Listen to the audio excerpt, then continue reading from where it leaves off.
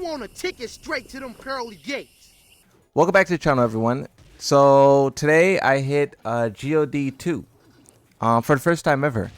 The highest I got in season 1 was Supreme rank, and I felt like I could have gotten further, but I just never really tried. And then in season 2 I hit God. That's it, right? I tried to get God 1 at the very end, but I don't know if I would have been able to, or if I just didn't have enough time. Regardless, in season 3 I hit God 1 pretty easily, and then now I'm God 2 pretty quickly.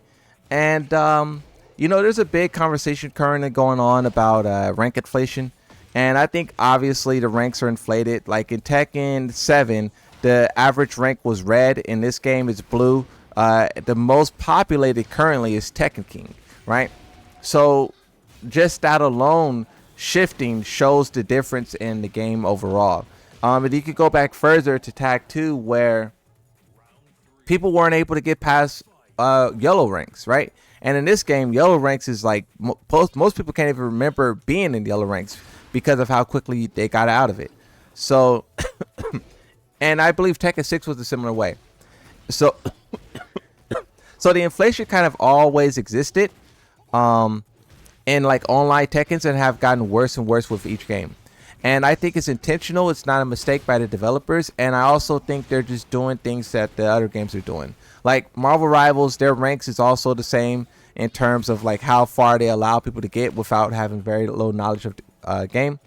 And then same thing with a lot of competitive games. So Tekken 8 isn't doing anything different from the other games. They're all kind of doing that rank inflation garbage because it motivates people. In the year 2026, people, if they lose a lot and if you tell them they suck, they get demotivated and they never want to do it again. So fighting games, which is kind of has this reputation of being really hard and a lot of people don't want to try it. I was watching this video about the Avatar leaks, and the guy was talking about the movie, and he was just talking about how he wants to support the brand and whatnot. And he was like, they got that Avatar movie. I'm gonna play that game. I'm gonna support Avatar. I love Avatar. I'm not really good at fighting games. I usually suck at those things, but I want to play, I love Avatar, so I'm gonna play the game. That's what he was saying, right? And now think about it. That guy knows he sucks at fighting games, but imagine if he goes there to the Avatar game and if they have ranked, and then he gets a lot of high ranks. Not only will he think he no longer sucks at the game, but he will, probably enjoy the game much more. So that's the hurdle that fighting games are trying to overcome with the rank inflation. A downside to that is that it then gives those players a type of arrogance, right? Where that same guy I just referenced, he probably, instead of feeling kind of like down about his experience in the game, he probably would be very, very cocky. Not everyone becomes cocky, but a lot of people become very cocky. And this is why you see the conversation of Tekken 8 change the way that it does, where you have a lot of low-ranked players or blue-ranked players or Tekken King players, or just a lot of players who are being more confident and arrogant in their discussions around the game. And they're also judging a lot of other people, right? They're judging other people, and everyone's carried except for me. All the characters are broken except for mine.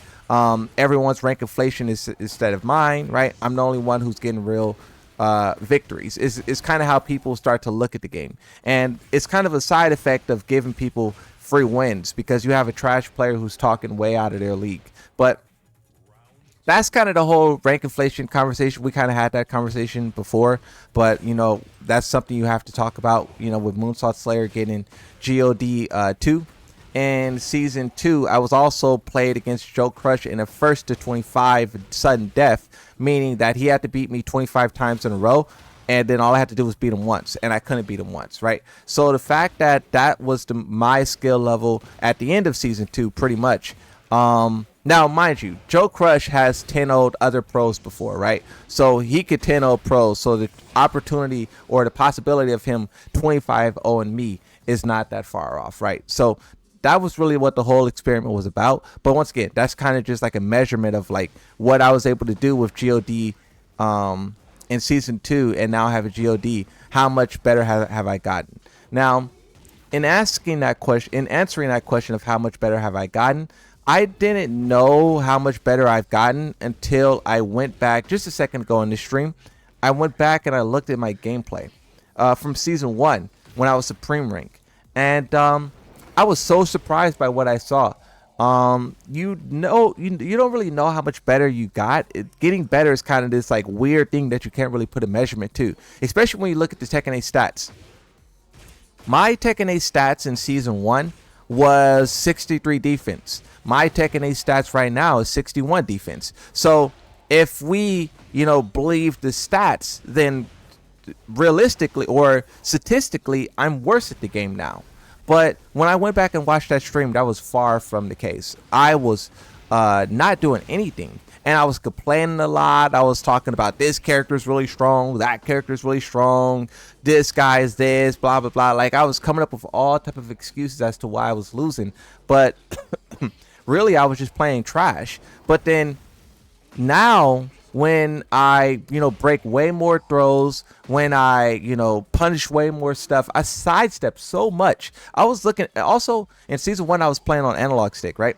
Season 2 was kind of like my phase from switching from analog to D-pad. So it's like switching from analog to D-pad. I don't know if that just unlocked a different type of movement, but I sidestep so much more now. I like backdash and I like reposition. And I understand people would like to see some Korean backdash out of me, and I kind of don't want to do that because I'm trying to focus on other things. And I think, once again, going back and looking at my gameplay, I think that time was well spent. You guys may not be happy with me, being unwilling to learn the Korean backdash, but at least I am learning the things that I've wanted to learn. Breaking throws, punishing stuff, crouching under stuff. Like, it's insane how different the gameplay is across basically a year, 2 years, right? And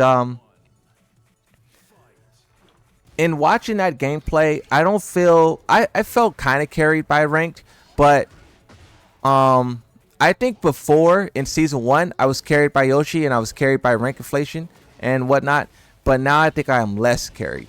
I think that I am more deserving of the rank. I don't know about GOD 2, but definitely like GOD 1 and GOD, I think I'm more deserving of those ranks, because I'd be even challenging GOD 3 and GOD 4 kind of players. So I don't know, it's a weird thing when you talk about skill and how unlocking a new rank makes you feel. But I think for anyone watching, I think if you guys have access to it, you should go back and watch your own gameplay and see how much you improved. Because when I went back, I was like, wow, I was trash back then, and I'm actually so much better now. And it also makes me look forward to what I will be in the future. If I've gotten this much better from season 1 to season 3, how much better will I be by the end of season 4? So that's a pretty cool thing to just see. It's like the progress, a 1-to-1 comparison. Because with all the inflation and all the unbalance this game has, it could make you feel like you're really, just simply carried. But I think that's not really all the case for everyone. I think there's a lot of people who are really trying to get better, and they're really like watching their own gameplay. They're learning from the pros. They're doing punishment training, throw break training, right? I think the best way to get good at this game is to watch your own replays, right? And learn from your mistakes. But there's other ways to get good, but that's the number one. But there's a lot of people who do those things, and for me at least, it's paying off.